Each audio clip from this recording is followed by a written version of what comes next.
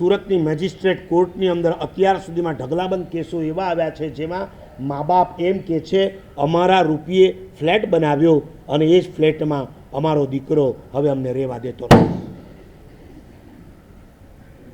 ના છૂટકે અમે તમારી પાસે આવ્યા છે કોર્ટમાં. આ માં છે ને બાપ છે ને જલ્દીથી ક્યારે પોતાના દીકરા સામે શિકાયત નહીં કરે. ન છૂટકે. આ સંબંધોનો સંસાર. આવતીકાલે તમે રક્ષાબંધન કરવાના કેમ?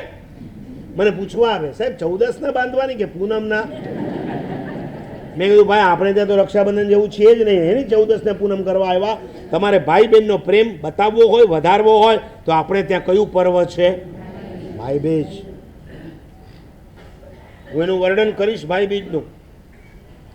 સાંભળવું હોય તો કિંમત નહીં જવાય, ધાનેરા નહીં જવાય, થરાદ નહીં જવાય, ક્યાંય જવા નહીં મળે. એના માટે અહીંયા રહેવું પડશે. શું અદ્ભુત પ્યાર છે નંદીવર્ધન અને સુદર્શના વચ્ચે. પ્રેમ વધારવો હોય એના માટે ભાઈ બીજનું પર્વ છે.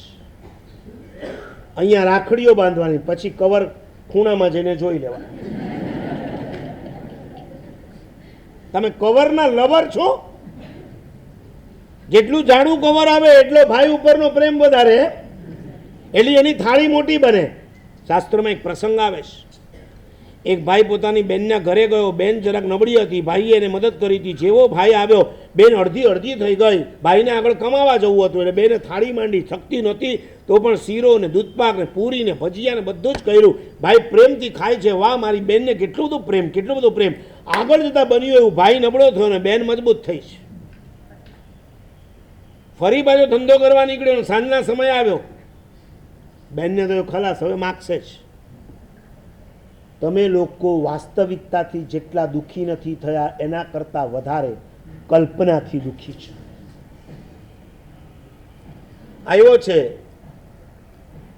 નબળો છે, ખિસ્સા ખાલી છે નક્કી. એના બનેવી પાસે હાથ લાંબો કરશે. એટલે બેને કીધું ભાઈ તડકો બહુ છે એટલે બને તો સવારના 4 વાગ્યામાં જ નીકળી જશે.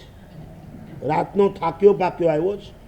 ઘરની બહાર ઓસરીમાં એને સુવડાવી દીધો છે અને કે સવારમાં નીકળી જશે. ભાઈને થયું હજી 4 મહિના પહેલા આવ્યો ત્યારની બેન એના જ ઘરે આવ્યો છું કે બીજાના ઘરે? ચૂંટી ખણી લીધી. ભાઈ કે છે સમજી ગયા. આ બધા ખેલ સેના છે. ભાઈ તો નીકળી ગયો.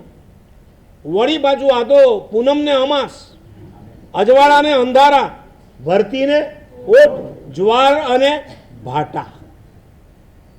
વળી 4 મહિના પછી નીકળ્યો. ભાઈ તગડો થઈ ગયો. ભાઈ કે સવારે નીકળી જાવ. હોતું હશે, ખાધા વગર જવાય? બોલે મારા મિસ્ટર તારે સવારે જમીને જ 10 વાગે તને છોડી દઈશ અને મસ્ત થાળી ભરી ગઈશ. દૂધ પાક, બાસુંદી, જવા દો છઠના પચકાણ છે, વધારે વર્ણન નહીં કરવા. અને જ્યાં ભાઈ નાઈ ધોઈને કપડાં પહેરીને બેઠો જમવા, થાળી ભરેલી છે અને ભાઈ જુએ છે. વાહ, 8 મહિના પહેલાં આ જ બેન, 4 મહિના પહેલાં આ જ, આજે આ જ. પણ થાળીના વાનગીઓ બદલાય છે. બેન એની જ છે, વાનગી બદલાય છે. કારણ કે આપણા દેદાર બદલાય છે. ભાઈએ પણ મસ્ત નાટક કર્યું.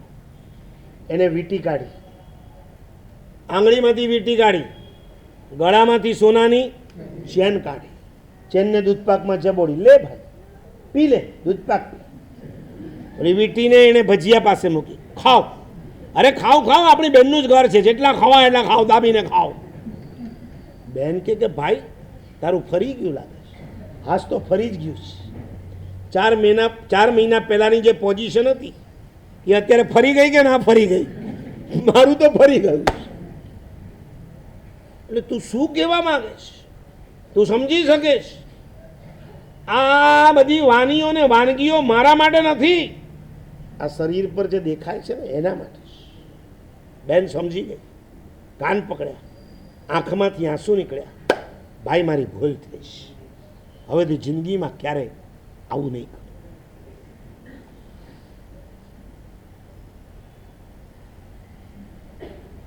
ભાઈ પાસેથી માત્ર અપેક્ષા જ.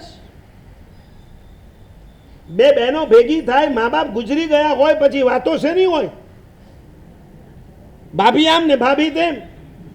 બા હતા તો આપણને કેવું બધું સાચવતા હતા. હવે તો આ ઘરે જવાનું મને નથી થતું. આવા વિચારો આવે છે કે નથી આવતા? આ તમારો સંસાર છે.